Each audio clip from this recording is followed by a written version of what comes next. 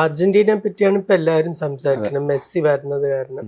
Buenos ആയർസ് ഒരൊറ്റൊരു നഗരത്തില് 18 professional ക്ലബ്ബുകൾ, ഇവർക്കൊക്കെ അക്കാഡമി ഉണ്ട്. ഈ 18 ക്ലബിൽ 6 വലിയ ക്ലബ്ബുകൾ. വലിയ ക്ലബ്ബുകൾ എന്ന് പറഞ്ഞാൽ അവരുടെ ഓരോരുത്തരുടെയും സ്റ്റേഡിയം 48,000-ലധികം കപ്പാസിറ്റി ഉള്ളത്.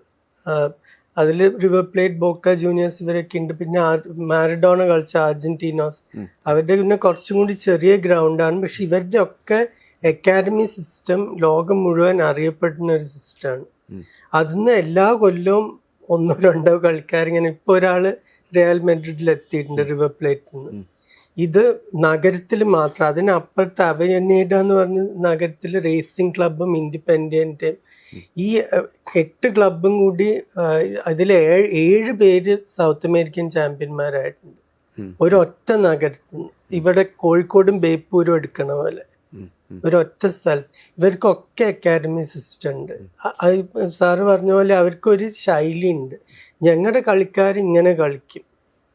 അത് പിന്നെ ഓരോരുത്തർക്ക് അവരുടേതായിട്ടുള്ള, ഇപ്പൊ സെന്റർ ബാക്കും സ്ട്രൈക്കറും ഒരേപോലെ കളിച്ചാൽ ശരിയാവില്ല. അപ്പൊ അതിൽ ആ ഇൻഡിവിജ്വൽ അറ്റൻഷനും ഉണ്ട്.